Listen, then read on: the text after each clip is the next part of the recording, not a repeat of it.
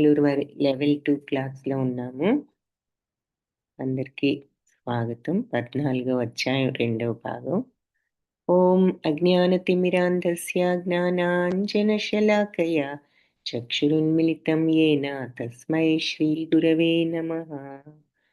నమో ఓం విష్ణుపదాయ కృష్ణప్రేష్ఠాయ భూతలే శ్రీమతే భక్తివేదాంత స్వామిన్నితి నామినే నమస్తే సరస్వతి దేవి గౌరవాణి ప్రచారిణి నిర్విశేష శూన్యవాది పాశ్చాత్య దేశధారిణి హే కృష్ణ కరుణా సింధు దీనబంధో జగత్పతే గోపేశ గోపికా కాంత రాధాకాంత నమోస్తుతే తప్త కాంచన గౌరాంగి రాధే బృందావనేశ్వరి వృషభానుసుతే దేవి ప్రణమామి హరిప్రియే. జయ శ్రీ కృష్ణ చైతన్య ప్రభు నిత్యానంద శ్రీ అద్వైత గదాధర్ శ్రీవాసాది గౌర భక్త బృంద. హరే కృష్ణ కృష్ణ కృష్ణ హరే హరే హరే రామ రామ రామ హరే హరే. హరే కృష్ణ హరే కృష్ణ కృష్ణ కృష్ణ హరే హరే హరే రామ హరే రామ రామ రామ హరే హరే హరే. హరే కృష్ణ కృష్ణ కృష్ణ హరే హరే హరే రామ రామ రామ హరే హరే. హరే కృష్ణ హరే కృష్ణ కృష్ణ కృష్ణ హరే హరే హరే రామ రామ రామ హరే హరే. హరే కృష్ణ మాతాజీ.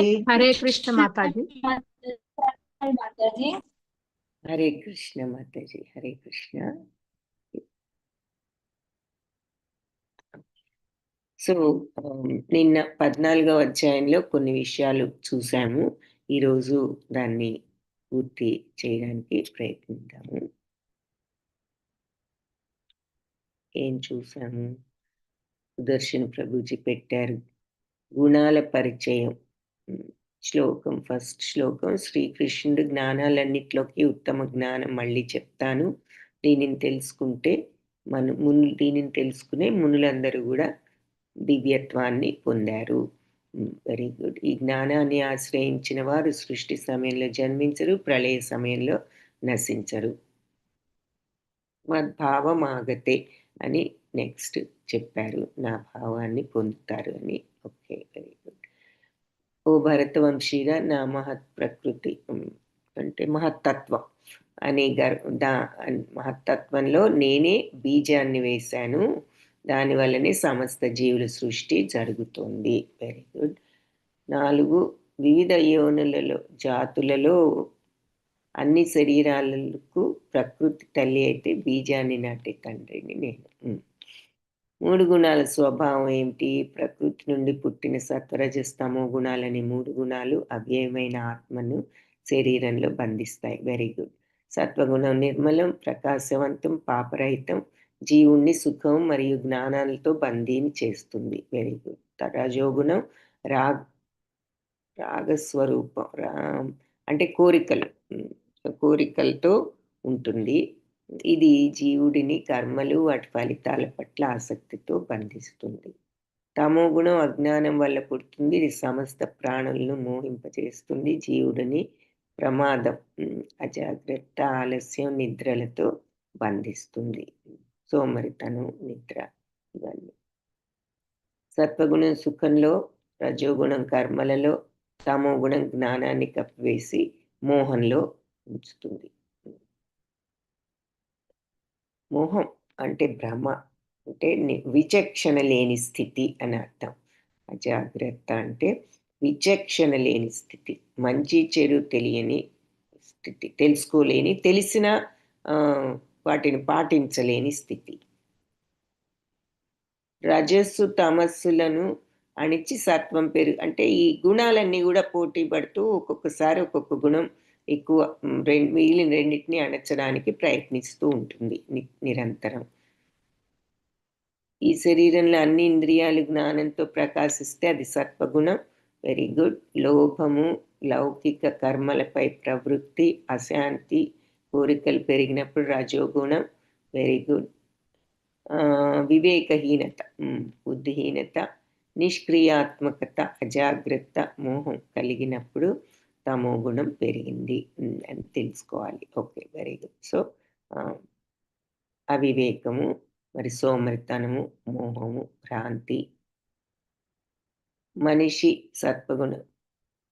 సత్వగుణంలో మరణానంతరం లభించే గతులు. సత్వగుణంలో మరణిస్తే ఉత్తమ పుణ్యలోకాలు, రజోగుణంలో మరణిస్తే మళ్ళీ కర్మలు ఉండే ప్రదేశం అంటే భూలోకం, తమో గుణంలో ఉంటే మళ్ళీ మూఢ జాతులలో జన్మించడం జరుగుతుంది. సాత్విక కర్మలకు ఫలితం సుఖం, రజోగుణ కర్మలకు దుఃఖం వస్తుంది, తామసిక కర్మలకు అజ్ఞానం. Very good. ఓకే. సత్వగుణం వల్ల జ్ఞానం, రజోగుణం వల్ల లోభం, తమో గుణం వల్ల మరి మోహము, అజ్ఞానము, అవివేకము. సత్వగుణంలో ఉన్నవారు ఉన్నత లోకాలు, రజోగుణంలో ఉన్నవారు భూలోకంలో, తమో గుణంలో ఉన్నవారు అధోగతి పొందుతారు, గుణాతీత స్థితి.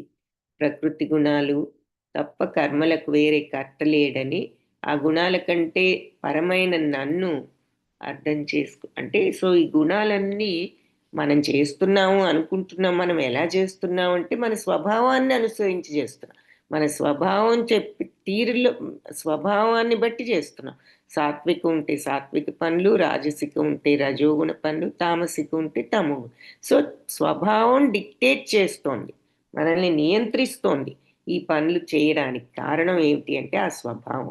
అది మనకు చాలా మందికి తెలియదు అనేది చెప్తున్నారనమాట. ఏదో నేను చేస్తున్నాను అనుకుంటున్నాం, కానీ అక్కడ ఒక గుణాలు ఉన్నాయి, అవి అలవర్చుకోబట్టి ఆ గుణాలను బట్టి ఇలాంటి ఆలోచనలు కలిగి ఇలాంటి పనులు చేస్తున్నాము అనేది, మరి తత్వం ఏమిటి అనేది ఆలోచించరు. కాబట్టి ఈ గుణాల ప్రభావంలో అది తెలుసుకున్నప్పుడే గుణాల ప్రభావం నుండి కూడా బయటపడగలుగుతాం.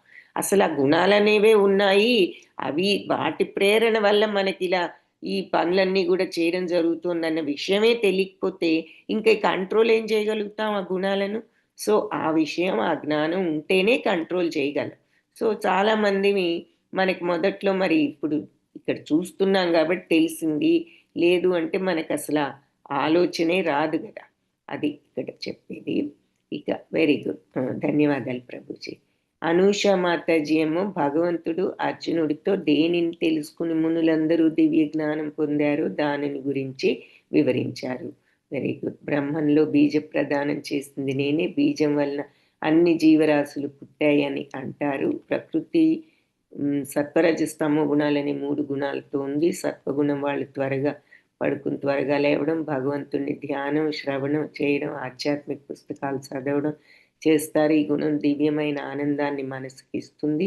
రజోగుణంలో వాళ్ళు మరి ఆలస్యంగా పడుకుని ఆలస్యంగా లేవడం, లేవగానే భౌతిక వ్యాయామం చేయడం, అంటే ఈ భౌతిక శరీరానికి సంబంధించిన విషయాల్లోనే వాళ్ళు నిమగ్నమై ఉంటారు. కోరికలు తీర్చుకోవడానికి కావలసిన పుస్తకాలు, కొంచెం స్వార్థం, అన్నీ నా అధీనంలో ఉండాలి అని అనుకుంటూ తమో గుణం వారు అనుకుంటారు. తమో గుణం వారు సమయం సంనియమాలు లేకుండా పడుకుంటారు, లేవగానే సమయం వృధా చేస్తారు, పనికిరాని పుస్తకాలు, దానవ ప్రవృత్తి. Very good. సత్వగుణం సుఖాన్ని, రజోగుణం కర్మలతో బద్ధుల్ని, తమో గుణం వ్యక్తిని బుద్ధిహీనుణ్ణి చేస్తుంది. 3 గుణాలు ఎల్లప్పుడూ ఆధిపత్యం కోసం పోటీ పడుతూ ఉంటాయి. Very good. సత్వగుణం ఉన్నవారు మరణించినప్పుడు జ్ఞానులు ఉండే పవిత్ర లోకాలకు, రజోగుణంతో మరణించినప్పుడు పనులతో ప్రేరణ పొందే వారిలో అంటే భూలోకంలో.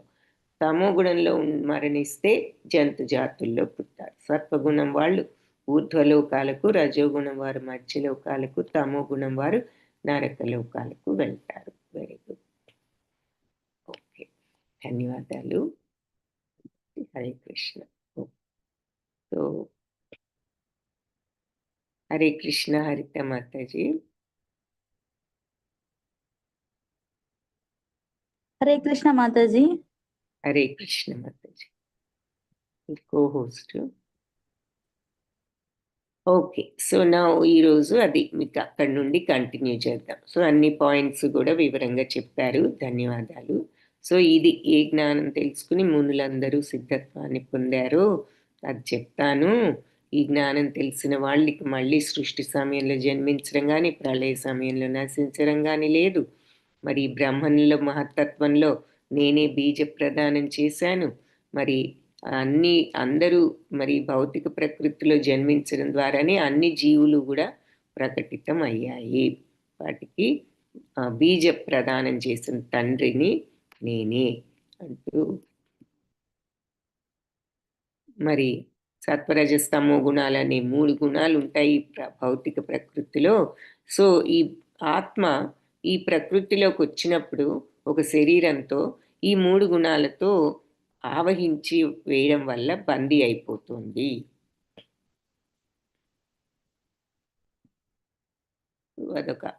ఒక తాడు లాగా అన్నమాట. గుణ అంటే తాడు అని సంస్కృతంలో అర్థం. కాబట్టి మనల్ని ఇవి తాడులాగా బంధించి వేస్తున్నాయి. సత్వగుణం రజోగుణం లక్షణాలు లేవగానే ఏం చేస్తారు, ఎటువంటి పుస్తకాలు చదువుతారు, వాటి లక్షణాలు ఏమిటి అనేది చూసాము. తర్వాత సత్వగుణం నిర్మలం, మరి అయినా కూడా ప్రకాశింపజేస్తుంది, విముక్తి కలిగిస్తుంది, పాప విమోచనం. కానీ మరి సుఖం మీద జ్ఞానం మీద ఆసక్తి ఉంటే నేనే చేస్తున్నాననే భావన దాంతో మరి కొంచెం బంధాలను కలిగించగలదు. సో నేనే చేస్తున్నాననే ఆ స్వల్పాహంకారం కూడా వదిలినప్పుడు, సహజంగా ఆ సత్వగుణంలో ఉండగలిగినప్పుడు అది శుద్ధ సత్వం అవుతుంది. అంటే 3 గుణాలకు అతీతం అన్నట్లుగా. సో సత్వగుణం ఇతర గుణాల కంటే నిర్మలం కాబట్టి ప్రకాశవంతం.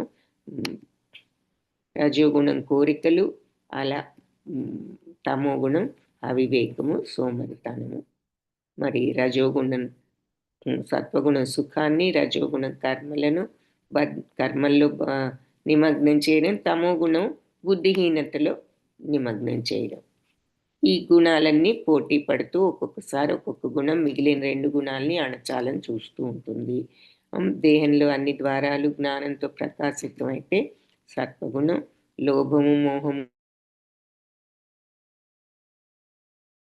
లోభము దురాశ పెరిగినప్పుడు విపరీతమైన కోరికలు, అది రజోగుణం. ఇక అజ్ఞానము సోమరితనం మోహం తమోగుణ లక్షణాలు. సత్వగుణం ఎక్కువగా ఉన్నప్పుడు మరి దైవభక్తి సత్కార్యాలు. రజోగుణం ఎక్కువగా ఉంటే కామ్యకర్మలు, తీవ్ర ప్రయత్నం, తపన, అణుచుకోలేని కోరికలు. తమో గుణం ఉన్నప్పుడు సోమరితనం, అంధకారం, బుద్ధిహీనత. సో సత్వగుణంలో మరణిస్తే ఉన్నత లోకాలు, రజోగుణంలో మరణిస్తే మళ్ళీ ఈ కర్మభూమి అంటే భూలోకంలో, తమో గుణంలో మరణిస్తే మళ్ళీ మరి కింది లోకాలు వస్తాయి అని చెప్పుకున్నాము. సో సత్వగుణం మరి మంచి ఫలితాలు ఇస్తాయి కర్మలు. రజోగుణంలో ఉండే పనులు దుఃఖాలను కలిగిస్తాయి. తమో గుణంలో పనులు అజ్ఞానపు చీకటిని ఇస్తాయి. సత్వగుణంలో నిజమైన జ్ఞానం, రజోగుణంలో దురాశ, తమో గుణంలో మరి నిర్లక్ష్యం, మోహం ఇటువంటివి ఎక్కువగా ఉంటాయి. సత్వగుణంలో ఉన్నవాళ్ళు ఊర్ధ్వలోకం, రజోగుణంలో ఉన్నవాళ్ళు మధ్యలోకం, తమో గుణం వాళ్ళు క్రింది లోకాలు.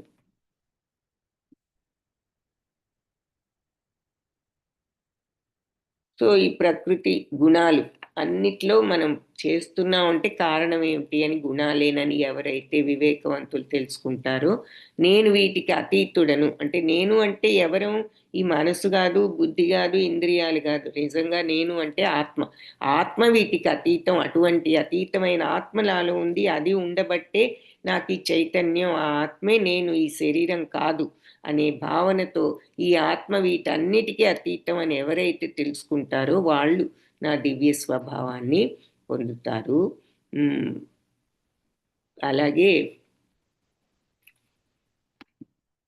ఇది నిన్న ఇక్కడ వరకు చూసాము.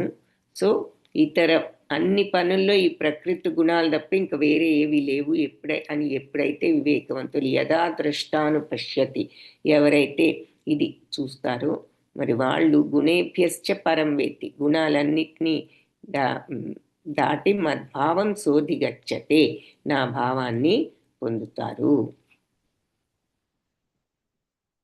ఆ గుణాతీత దివ్యమైనటువంటి ఆ గుణాతీత స్థితిని తెలుసుకుని నా భావాన్ని పొందుతారు. గుణానీతానతీత్యత్రీన్ దేహి దేహ సముద్భవాన్ జన్మ మృత్యు జరా దుఃఖై విముక్తో మృతమశ్నుతే. సో ఈ 3 గుణాలకి అతీతంగా వెళ్ళిన వాళ్ళు మరి జన్మ మృత్యు జరా దుఃఖై అంటే ఈ జర అంటే వృద్ధాప్యం.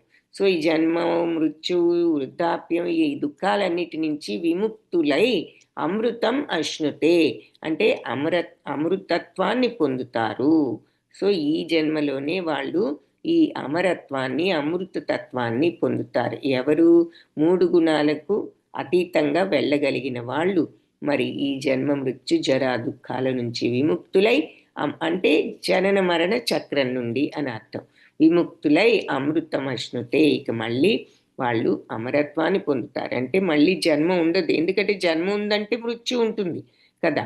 సో ఈ జన్మ నుండి వాళ్ళు విముక్తులవు అయ్యి అమృత తత్వాన్ని పొందుతారు. అంటే ఈ జనన మరణ సైకిల్ అనేది తెంచుకోగలిగారు. ఆ సంఖ్యలు, ఆ బంధాలు, భౌతిక బంధాలను తెంచుకుని భౌతిక ప్రపంచంతో వాళ్ళు ఈ రకంగా వాళ్ళ కనెక్షన్ జన్మ మృత్యు అనేటటువంటి ఆ చక్రం నుంచి వాళ్ళు విడుదల అవ్వగలిగారు అని అర్థం అన్నమాట.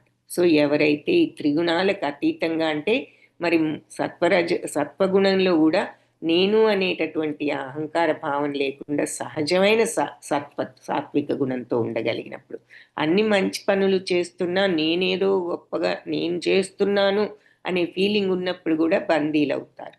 సో కంప్లీట్గా మరి ఉన్నత లోకాలు వచ్చినా కూడా ఈ భౌతిక ప్రపంచం నుంచి ఆధ్యాత్మిక ప్రపంచంలోకి వెళ్ళడానికి ఆ విముక్తి ఇంకా రాలేదు. సో ఎప్పుడైతే సహజంగా ఆ మంచితనంతో ఉంటామో, నేనేదో గొప్పగా చేస్తున్నాను మంచిగా అనుకోకుండా అనే భావన కూడా లేకుండా సహజమైన మంచితనంతో ఉంటారో అది 3 గుణాలకు అతీతమైన దివ్య శుద్ధ సత్వ స్టేజ్. ఆ స్టేజ్కి వచ్చినప్పుడు ఇలా బంధాలన్నీ కూడా తెంచుకోవచ్చు అని భగవంతుడు చెప్పారు. సో భగవంతుడిని చేరుకోవడానికి ఎలా అనేది ఈ శ్లోకం, ఇంతకు ముందు శ్లోకం, ఈ 2 శ్లోకాల్లో కూడా చూసాం. సో వారు నా దివ్య స్వభావాన్ని పొందుతారు అని. ఇది విని అర్జునుడు ఏమంటున్నాడు అంటే, అర్జున ఉవాచ కైర్లింగైత్రీన్ గుణానీతాన్ అతీతో భవతి ప్రభో హిమాచార కథం చైతాన్ త్రీన్ గుణానతి వర్తతే.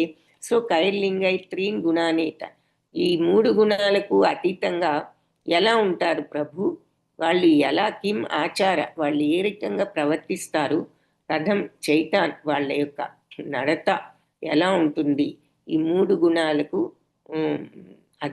అతిక్రమించిన వాళ్ళు, 3 గుణాలకు అతీతంగా వెళ్ళిన వాళ్ళు అసలు వాళ్ళ లక్షణాలు ఏమిటి, ఏ విధంగా ప్రవర్తిస్తారు, 3 గుణాలకు మరి అతీతంగా వాళ్ళు ఎలా అవుతారు అని చెప్పి అడిగాడు అర్జునుడు. అంటే 3 గుణాలకు అతీతంగా వెళ్ళగలిగిన వాళ్ళు మరి ఈ జన్మ మృత్యు జరా దుఃఖాల నుంచి విముక్తులై అమృతత్వాన్ని పొందుతారు అని చెప్పారు కదా. సో అందుకని అర్జునుడు మూడు గుణాలకు అతీతంగా వెళ్ళిన వాళ్ళు అసలు ఎలా ఉంటారు, వాళ్ళ లక్షణాలు ఏమిటి, వాళ్ళు ఏ విధంగా ప్రవర్తిస్తారు, మూడు గుణాల బంధానికి అతీతంగా ఎలా ఉంటారు అని అర్జునుడు అడిగాడు. అప్పుడు భగవంతుడు చెప్తున్నారనమాట వీళ్ళు ఎలా ఉంటారు అని. ఇది స్థిత ప్రజ్ఞులు అంటారు వీళ్ళని, ఈ లక్షణాలతో ఉన్నవాళ్ళు. ఇదే భక్తి యోగంలో మనం శుద్ధ భక్తుల లక్షణాలుగా చూస్తాం. శ్రీ భగవానువాచ ప్రకాశం చ ప్రవృత్తిం చ మోహమేవ చ పాండవ న ద్వేష్టి సంప్రవృత్తాని న నివృత్తాని కాంక్షతి ఉదాసీనవదాసీనో గుణైర్యో న విచాల్యతే గుణవర్తంత ఇత్యేవం యోవతిష్ఠతి నేంగతే. ప్రకాశం పాండవ అంటే పాండుకుమార, ప్రకాశము, ఆసక్తి, మోహము ఇవన్నీ కలిగినప్పుడు వాటి ద్వారా మరి ప్రభావితుడు కానివాడు, అంటే ఇవన్నీ వచ్చినప్పుడు యూజువల్గా మనకి రాగాలు కానీ ద్వేషాలు కానీ కలుగుతూ ఉంటాయి.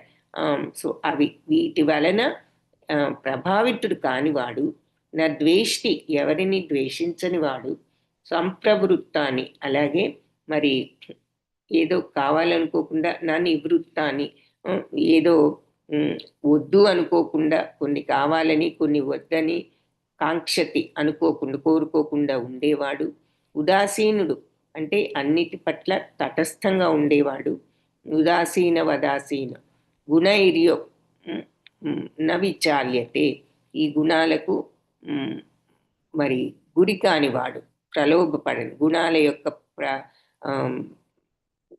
గుణాల యొక్క ప్రభావంలో ఉండనివాడు, గుణావర్తంత ఇత్యేవం. సో ఈ గుణాలు మరి ఇవన్నీ మనల్ని చేయిస్తున్నాయి అని తెలుసుకుని యోవతిష్ఠతి నేంగతే ఈ ఆత్మలోనే స్థితుడై ఉండగలిగిన వాడు. సో ప్రకాశం, ఆసక్తి, మోహము ఇవి కలిగినా ద్వేషించని వాడు, కోరికలు తగ్గించుకోకుండా దేనిని కాంక్షించకుండా ఉండేవాడు, భౌతిక గుణాల యొక్క ఈ ప్రతిచర్యలు అంటే అవి పెట్టే ఈ ప్రభావాల వల్ల అస్థిరపడనివాడు, ఎప్పుడూ కూడా మరి స్థిరత్వంతో ఉదాసీన వదాసీనుడు అంటే తటస్థంగా ఎప్పుడు దేనికి కూడా కలవరపడనివాడు, మరి అలా అతీంద్రియంగా మిగిలిపోయేవాడంటే ఇంద్రియ ప్రలోభాలకి గుణ ప్రలోభాలకి ఏమాత్రం ప్రభావితుడు కాకుండా మరి గుణాలే ఇవన్నీ చేయిస్తున్నాయని తెలుసుకుని నిశ్చలంగా ఆత్మ యోవతిష్ఠతి నేంగతి ఆత్మలోనే స్థితమై ఉన్నవాడు. సో ఈ రకంగా చెప్తూ సమదుఃఖ సుఖ స్వస్థ సమలోష్టాత్మ కాంచన కాంచన తుల్య ప్రియా ప్రియో ధీర తుల్య నిందాత్మ సంస్థుతి మానాపమానయోస్తుల్య తుల్యో మిత్రారిపక్షయో సర్వారంభ పరిత్యాగి గుణాతీత స ఉచ్యతే.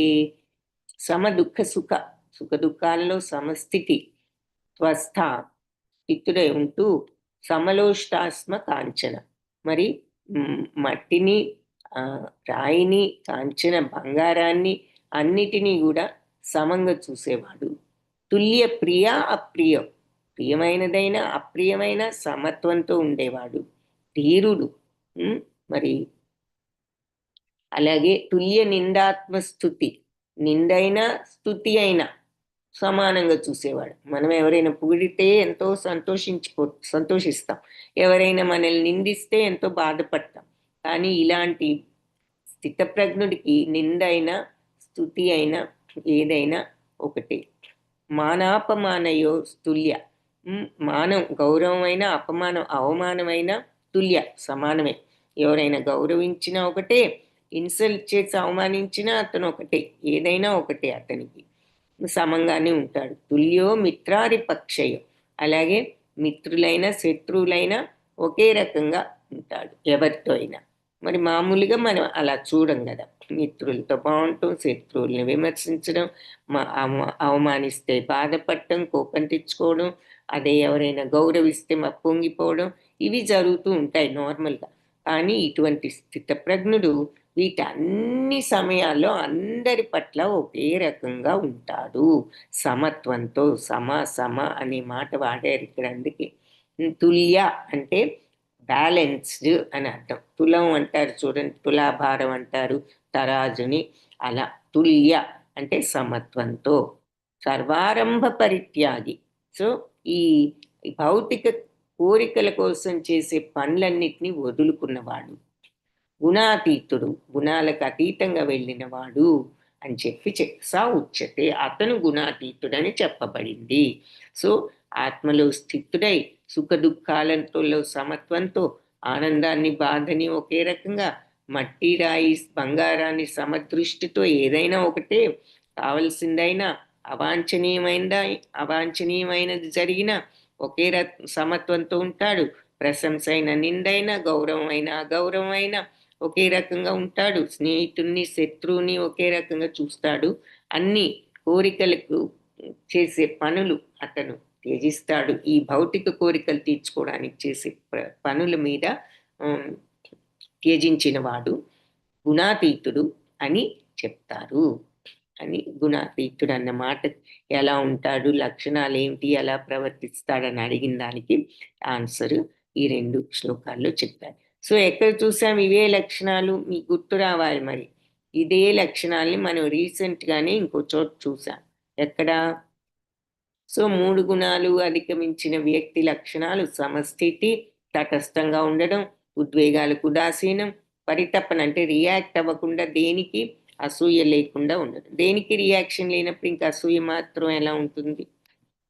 సో అన్ని, ఇంకా ప్రవర్తన ఏమిటి అన్నాడు కదా, అతని ప్రవర్తన ఏమిటి? అన్ని పరిస్థితుల్లోనూ సమత్వం. ఎక్కడ చూసాం ఈ లక్షణాలు? ఎవరైనా చెప్పగలరా? మరి ఇవే లక్షణాలు చూసాం. Very good. భక్తి యోగంలో ఎవరి లక్షణాలు అనుకున్నాము? ఉత్తమ భక్తుడు లక్షణాలు ఎవరైతే శుద్ధ భక్తుడి లక్షణాలు ఇలా ఉంటాయి. సో భక్తి యోగంలో భక్తితో ఇదే మెంటాలిటీకి వస్తున్నారు. ఇక్కడ 3 గుణాల తత్వాన్ని అర్థం చేసుకుని జ్ఞానంతో ఆ 3 గుణాలని అతిక్రమిస్తున్నారు. అప్పుడు కూడా ఇదే లక్షణాలు. అంటే ఏ మార్గంలో వెళ్ళినా చివరికి ఈ లక్షణాలు ఉంటే మనం భగవంతుణ్ణి పొందగలుగుతాం. ఫైనల్గా ఈ తత్వాన్ని తెచ్చుకోగలగాలన్నమాట. అప్పుడు ఆత్మతత్వం మరి ప్రకాశిస్తుంది, బోధపడుతుంది. ఈ మనకి ఫైనల్గా అది ఆత్మతత్వం, భగవతత్వం తెలుసుకునే మార్గం. సో ఆత్మతత్వం, భగవతత్వం తెలుసుకున్నప్పుడు ఏం జరుగుతుంది? భగవంతుని తెలుసుకోవడం, జ్ఞేయం, తద్వారా మరి జనన మరణ చక్రం నుండి విముక్తి ఉంటుంది. సో ఈ లక్షణాలన్నీ కూడా ఏ మార్గంలోకి వెళ్ళినా చివరికి ఈ రకమైన లక్షణాలు తెచ్చుకోవడం. సో భక్తి యోగంలో వాళ్ళని శుద్ధ భక్తులు ఈ లక్షణాలు, ఇక్కడ జ్ఞానంతో స్థిత ప్రజ్ఞులు అంటే అన్ని టైమ్స్లోనూ వాళ్ళు వాళ్ళ స్థితిలో, ఇదే స్థితిలో ఆ ప్రజ్ఞత్వంతో ఉంటారు. అంటే ఏ రియాక్షన్ లేకుండా ఈ భౌతికత్వానికి అతీతంగా ఉంటారు ప్రజ్ఞులు, స్థిత ప్రజ్ఞులు. అన్ని పరిస్థితుల్లో సమత్వం అంటే ప్రశంసించిన, నిందించిన, గౌరవించిన, అవమానించిన, ఆనందమైన, దుఃఖమైన, కావాల్సింది జరిగిన, మనకి కష్టమైనది జరిగిన అన్ని సమయాల్లో ఒకే రకంగా ఉంటారు. ప్రతి ఒక్కరితో ప్రతిదానితో సమత్వం. మట్టి అయినా, రాయి అయినా, బంగారం అయినా ఒకటే, మిత్రుడైన శత్రువు అయినా ఒకే రకంగా ఉంటారు. విచిత్రంగా వ్యవహరించడంటే మరి అవి కావాలి ఇవి కావాలని ఈ అసూయలు, కోపాలు, తాపాలు ఏవి లేకుండా భగవంతుణ్ణి శరణు వేడి ఆధ్యాత్మిక కార్యకలాపాల్లో, ఆత్మతత్వంలో వాళ్ళు నిమగ్నమై ఉంటుంటారు. మాంచయో అవ్యభిచారేణ భక్తి యోగేన సేవతే సగుణాన్ సమతీత్యైతాన్ బ్రహ్మభూయాయ కల్పతే. సో వీళ్ళు ఇలా అన్ని పరిస్థితుల్లోనూ నిశ్చలమైనటువంటి భక్తిలో ఉంటూ ఇలా సగుణాన్ సమతీత్యైతాన్, వెంటనే ఈ గుణాలన్నిటిని, అన్ని గుణాల పట్ల సమత్వంతో బ్రహ్మభూయాయ కల్పతే, ఈ 3 గుణాలని కూడా సమత్వంతో అధిగమించి ఈ బ్రహ్మ స్థితికి వస్తారు. అన్ని పరిస్థితుల్లో నిశ్చలమైన భక్తిలో నిమగ్నమై ఉండేవారు. సో అంటే భక్తి అంటే మనం ఏం చెప్పుకున్నాం? ఈ నిశ్చలత, ఈ ప్రేమ భావం, ఈ దివ్య భావం ఉన్నప్పుడు అది ప్రేమ, గౌరవం భగవంతుడి పట్ల. సో అవన్నీ కూడా మరి ఈ నిశ్చలత్వం ఉన్నప్పుడు, ఈ సద్గుణాలన్నీ వచ్చినప్పుడు, మరి సమత్వం వచ్చినప్పుడు జరిగేది. సో అది భక్తితో అయినా, జ్ఞానంతో అయినా, కర్మయోగంలో అందుకే సమత్వం సమత్వం సమత్వం, రిజల్ట్స్ మీద కోరిక లేకుండా సమత్వంతో ఉండగలిగిన చివరికి వచ్చే స్థితి ఇది అని చెప్పి మనకి లక్షణాలు ఇలా ఉంటాయి అప్పుడు వాళ్ళ లక్షణాలు. సో అన్ని పరిస్థితుల్లో నిశ్చలమైనటువంటి ఆ ఆ తత్వంతో భక్తిలో నిమగ్నమై ఉండేవాళ్ళు వెంటనే భౌతిక ప్రకృతి యొక్క గుణాలు అధిగమించి బ్రహ్మం స్థితికి వస్తారు. సో ఈ 3 గుణాల ఇన్ఫ్లుయెన్స్ నుంచి తప్పించుకుని 3 గుణాల్ని అధిగమించినప్పుడు మరి పైనున్న ఆ బ్రహ్మతత్వం, భగవతత్వం, పరతత్వం, ఆత్మతత్వం ఏదైనా అనొచ్చు, ఆ స్థితికి వెళ్ళగలుగుతారు. సో అది మళ్ళీ చెప్తున్నారనమాట, ఏ రకంగా మనం ఈ భౌతిక తత్వాన్ని వదిలి ఆధ్యాత్మికత్వంలోకి వెళ్ళవచ్చు, భగవంతుడిని ఎలా తెలుసుకోవచ్చు అంటే అన్ని పరిస్థితుల్లో నిశ్చలంగా భక్తిలో ఇలా ఉన్నవాటి ఈ లక్షణాలతో వెంటనే ఈ భౌతిక ప్రకృతి గుణాలు అధిగమించి ఎప్పుడూ మరి ప్రశాంతతే ఉంటుంది వాళ్ళకి. మనం ప్రాక్టికల్గా చూసిన ఇక ఎప్పుడు వాళ్ళు దేనికి కలవరపడని వాళ్ళు ఎప్పుడూ ప్రశాంతంగానే ఉంటారు. అదే ఆత్మతత్వం, సచ్చిత్ ఆనందం, ఏ రాగాలు ద్వేషాలు లేని స్థితి, ప్రశాంతమైన స్థితి, భగవంతుడి యొక్క స్థితి, కోరికలు లేని స్థితి, మరి గుణాలకు అతీతమైన స్థితి, ఇంద్రియాల యొక్క ప్రభావానికి అతీతమైన స్థితి, ఇవన్నీ భగవత్ లక్షణాలుగా మనం చూసాం. సో అలాంటి లక్షణాలను మనం గనక మరి అలవర్చుకోగలిగినప్పుడు మనం అలాగే మరి భగవంతుడి యొక్క తత్వాన్ని పూర్తిగా అర్థం చేసుకుని వాళ్ళం అవుతాం. మరి ఆ భగవద్ధామానికి 3 గుణాలని అధిగమించి భగవత్ తత్వానికి మరి మనం అర్థం చేసుకున్నాం కాబట్టి ఆ భగవద్ధామానికి అర్హులు కూడా అవుతారు. బ్రహ్మణో హి ప్రతిష్టాహం అమృతస్య అవ్యయస్య చ శాశ్వతస్య చ ధర్మస్య సుఖస్యైకాంతికస్య చ. సో అలా వాళ్ళు ఆ బ్రహ్మం అనే స్థితికి వస్తారు. 3 గుణాలు అధిగమించి ఇలా అన్ని పరిస్థితుల్లోనూ నిశ్చలంగా సమత్వంతో మరి తొణకకుండా వెనకకుండా, కష్టమైన సుఖమైన, శత్రువైన మిత్రుడైన, అవమానమైన మరి లేదంటే గౌరవమైన, నిందించిన స్తుతించిన, ఏది చేసినా నిశ్చలత్వంతో బ్యాలెన్స్డ్గా ఉంటారో అదే ప్రేమతత్వంతో వాళ్ళు బ్రహ్మ స్థితికి వస్తారు. సో ఆ బ్రహ్మం అనేది ఎలా ఉంటుందో ఇక్కడ చెప్తున్నారు. బ్రహ్మణో హి ప్రతిష్టాహం అమృతస్య అవ్యయస్య చ. బ్రహ్మంలో తప్పనిసరిగా ప్రతిష్టాహం, నేనే ప్రతిష్ఠునై ఉన్నాను ఆ బ్రహ్మంలో. అమృతస్య అవ్యయస్య చ, ఎలాంటి బ్రహ్మస్థితి అది? అమృత తుల్యం, అవ్యయం, నాశనం లేని ఆ బ్రహ్మతత్వంలో నేనే ప్రతిష్ఠుడనై ఉన్నాను. శాశ్వతస్య చ, అది శాశ్వతమైనది, ధర్మవంతమైనది, సుఖవంతమైనది, కాంతివంతమైనది. అమృత తుల్యం, నశించనిది, శాశ్వతం, పరమానందానికి సహజ స్థితి. మరి మన అలాంటి ప్రశాంత తత్వంతో ఏదైనా ఒకటే, ఎవరిని ద్వేషించకుండా, ఏది దేనికి ఎఫెక్ట్ కాకుండా, గౌరవించిన అవమానించి మనకి సగం దుఃఖాలు బాధలు దీనివల్లే. వాళ్ళు ఇలా అంటున్నారు, వీళ్ళు అలా అంటున్నారు అనుకుంటూ బాధపడుతూ ఉంటాం. వీళ్ళు మన ఇన్సల్ట్ చేశారు, ఈ మాటలు అన్నారు, ఆ మాటలు అన్నారు, నిందించారు, లేదా మనల్ని ఏదో చేయలేదన్నారు, ఇలాంటి వాటితోనే మనకి సగం బాధలు. కాబట్టి నిందైనా ఒకటే, వాళ్ళకి ప్రశంసించితే పొంగిపోవడం లేదు, నిందించితే కృంగిపోవడం లేదు, కోపం తెచ్చుకోవడం లేదు. వాళ్ళు అన్ని పరిస్థితుల్లో ఇంత ప్రశాంతంగా ఉంటే ఇంకా వాళ్ళకి ప్రశాంతత, ఆనందం తప్ప ఏముంటాయి? సో అది శాశ్వతానందం, ఎప్పుడూ కూడా దివ్యమైనటువంటి స్వభావంతో ఉండగలగడం. మరి ఇంద్రియాలు పెట్టే ప్రలోభాలకు లొంగకుండా, సత్వరజస్తమో గుణాలకు అతీతంగా వీటి యొక్క ప్రలోభాలకు లొంగకుండా, కోరికలను జయించి మరి తృప్తితో ఏది ఉన్నా కూడా ఎప్పుడు సంతుష్టా సతతం. సో ఎప్పుడూ తృప్తితోనే ఉండగలుగుతూ భగవంతుడి మీద నిశ్చలమైనటువంటి భక్తిభావం, ప్రేమభావం, ఆ దివ్యమైనటువంటి ఆ ప్రేమభావం, స్వార్థపూరిత ప్రేమభావం కాకుండా దివ్యమైన ఆ ప్రేమభావం. సో అవి అందులో స్థితులైనప్పుడు అది అమృత తుల్యం, నశించనిది, శాశ్వతము, ఆనందానికి అది మన ఆత్మతత్వం, సహజమైనటువంటి ఆనందం. ఏది కావాలని అనుకోకపోవడం, ఎప్పుడూ తృప్తిగా ఉండడం, మరి ఇది ఆత్మతత్వం కూడా. సో ఆనందానికి సహజ స్థితి. సో ఆత్మతత్వంలో స్థిరపడటం అన్నమాట. అంటే వాళ్ళు ఇంకా ఈ భౌతిక కోరికలు, భౌతిక భావాలకు అతీతంగా వెళ్ళారు అంటే ఇక వాళ్ళు ఆత్మలో ఉన్న ఆ నిజమైనటువంటి ఇవన్నిటినీ కూడా వాళ్ళు అధిగమించారు. గుణాలని, ఇంద్రియాల ప్రభావాన్ని, కోరికని కూడా జయించడం వల్ల వాళ్ళ ప్రశాంతమైన ఆత్మతత్వాన్ని తెలుసుకోగలిగారు. ఆనందానికి అందుకే మన సహజ స్థితి ఏమిటి అంటే మన ఆత్మస్థితే. కానీ ఈ భౌతిక ప్రపంచంలోకి వచ్చి ఇక్కడ గుణాలన్నిటినీ అలవర్చుకుని ఈ భౌతికత్వంతో మనం కాంటాక్ట్లో ఉంటూ ఇదే కాంటాక్ట్ పెట్టుకున్నాం, కానీ ఆత్మతో కాంటాక్ట్ని మర్చిపోయాం ఇక్కడికి వచ్చిన తర్వాత. సో మన సహజ స్థితి అసలు అది. దానినే మర్చిపోయి ఈ కోరికలు చుట్టువేసి ఆత్మని కంప్లీట్గా కప్పివేశాయి. సో ఈ భౌతికత్వంలోనే ఉంటున్నాం. ఎప్పుడైతే ఈ కోరిక ముసుగు, ఈ అరిషడ్ వర్గాలు అన్నిటినీ కూడా ఈ రకంగా రిమూవ్ చేసి ఇంద్రియ ప్రలోభాలు, గుణ ప్రలోభాలకు అతీతంగా వెళ్ళి ఈ శుద్ధతత్వాన్ని తెచ్చుకోగలుగుతాము, అది నిజమైన ఆనందానికి మన ఆత్మతత్వం. అందుకే ఎప్పుడూ అది సచ్చిదానందమే. దానికి ఎవరో ఏదో అన్నారని బాధ లేదు, వీళ్ళేదో పొగిడానని పొంగిపోవడం లేదు, వీడేదో శత్రువు అనుకోవడం లేదు, వీడేదో మిత్రుడు అనుకోవడం లేదు. అందరూ ఒకటే, అంతా ఒకటే.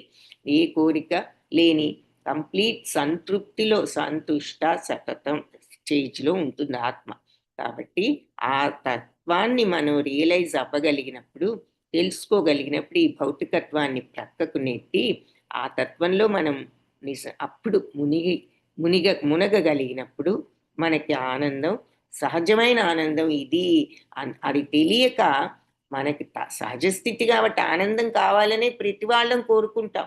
కానీ ఆనందం మనలో ఉన్న ఆత్మలోనే ఉండి, ఆ తత్వంలోనే ఉన్నదని తెలియక ఆ తత్వం వదిలి ఈ భౌతిక ప్రపంచంలో ఉన్నటువంటి ఈ విషయాలతో ఆనందాన్ని తెచ్చుకోవాలని ప్రయత్నిస్తున్నాం. కానీ మనం చూస్తాం వివేకవంతుడు ఇవన్నీ కూడా వీటికి తుది మొదలు ఉండే ఆనందాలు ఇంద్రియాల వల్ల కలిగే ఆనందాలన్నీ కూడా వాటికి బిగినింగ్ ఎండ్ ఉంటాయని తెలుసు వివేకవంతుడికి. అందుకే ఇటువంటి ఆనందాల కోసం, భౌతిక ఆనందాల కోసం ప్రాకులాడడు. ఈ భౌతిక తత్వంతో వచ్చే ఆనందాలన్నిటికీ కూడా ఒక బిగినింగ్ ఉంటుంది, ఒక ఎండ్ ఉంటుంది. అవి పర్మనెంట్ కావు. మరి మనం ఒక ఫోన్ కావాలనుకున్నా, ఒక సోఫా కావాలనుకున్నా, ఒక బెడ్ కావాలనుకున్నా, ఒక ఇల్లు కావాలనుకున్నా, ఒక కారు కావాలనుకున్నా, ఏది కావాలనుకున్నా దానివల్ల వచ్చే ఆనందం వస్తుంది కొనుక్కున్న వెంటనే. ఏది కూడా పర్మనెంట్గా ఉండదు. మనం ఫోన్ కొంటే ఒక నెల రోజులు, కారు కొంటే ఒక 2-3 నెలలు, ఇల్లు కొన్నా ఉంటే మేబీ 1 year కొంచెం ఆనందంగా ఉంటాం. కొత్త వస్తువు కొనుక్కున్నాం బాగుందని.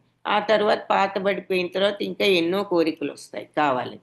ఇల్లు కొంటే ఫర్నిచర్ కావాలని, ఫర్నిచర్ కొంటే ఇంకేదో కావాలని, మంచి ఫర్నిచర్ అని, ఇది పాతబడింది అదని, ఎప్పుడు ఏదో ఒకటి ఉంటూనే ఉంటుంది. సో వీటన్నిటికీ బిగినింగ్ ఎండ్ ఉంది. ఏది నీకు పర్మనెంట్ హ్యాపీనెస్ ఇవ్వదు. కానీ ఆత్మతత్వం నీకు ఏది ఉన్నా లేకపోయినా ఎప్పుడు నిన్ను ఆనందంగా, ప్రశాంతంగానే ఉంచుతుంది. ఎందుకంటే మనకి ఏది కావాలి అనేటటువంటి వాళ్ళకి ఆ కోరిక అనేది లేదు కాబట్టి, లేదు అనేటటువంటి దుఃఖమే లేదు. సో అందరి పట్ల సమత్వం, అందరి పట్ల ప్రేమతత్వం. సో అది అమృత తుల్యం, నశించనిది, శాశ్వతమైన ఆనందానికి సహజ స్థితి అయిన ఆత్మతత్వం. సో దానికి మూలం, ఆ బ్రహ్మానికి మూలాన్ని నేనే. అదే బ్రహ్మంలో స్థితి. బ్రహ్మస్థితి అంటే అది. దానికి ఏమిటి మూలం అంటే నేనే అంటున్నాను. కాబట్టి మనం సరి అయిన చాయిసెస్ చేసుకోవాలి లైఫ్లో. నెక్స్ట్ జన్మకి ఇప్పుడే మరి ఈ రకంగా ఉంటూ మరి మనం ఆ భగవద్ధామానికి ప్రయత్నించాలి. ఈ గుణాలన్నీ మనల్ని కట్టివేస్తాయి. భగవంతుడు మరి నమ్ముకుంటే మనకి విముక్తి. ఈ గీతా పాఠంలో మనం నేర్చుకున్నది ఎప్పుడు ఈ రకమైనటువంటి భావనలో నిమగ్నమై ఉండడం ద్వారా మనం ఈ భౌతిక గుణాల సంగత్వం, అటాచ్మెంట్ నుంచి అత్యంత సులభంగా బయటపడగలం. అంతేకాకుండా ఎప్పుడూ భగవత్ సాంగత్యంలో ఉండడం వల్ల ఉన్నత లక్షణాలను పొందుతాం.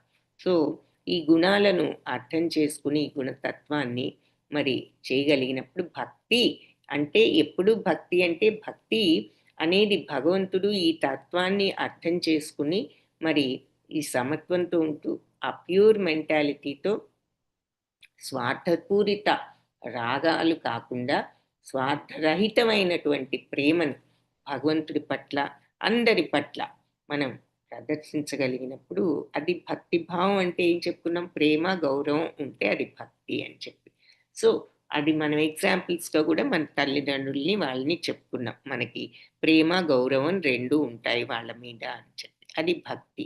సో అలాంటి భక్తి, స్వార్థరహితమైన భక్తి, గౌరవం భగవంతుడి మీద డెవలప్ చేసుకోవడం. మరి మనకు అన్నీ ఇచ్చిన భగవంతుడి ఈ భక్తి భావంతో ఎప్పుడు ఈ లక్షణాలతో బ్యాలెన్స్డ్గా ఉంటూ మరి ఈ సమత్వంతో ఉన్నప్పుడు మరి ఈ భౌతిక గుణాల నుంచి మనం ఈ అటాచ్మెంట్ నుంచి బయటపడగలుగుతాము.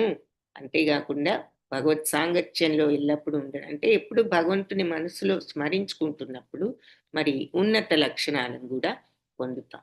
సో భగవన్నామం జపించడమే కాకుండా ఎల్లప్పుడూ భగవంతుని మనసులో ప్రతిష్ఠితం చేసుకుని ఆ భక్తి భావంతో ఉన్నప్పుడు ఉన్నత లక్షణాలను కూడా పొందుతాము. దీని ఉన్నత లక్షణాలు ఇలాంటి ఉన్నత స్థితికి అవసరమైన గుణాలను పొందుతాం.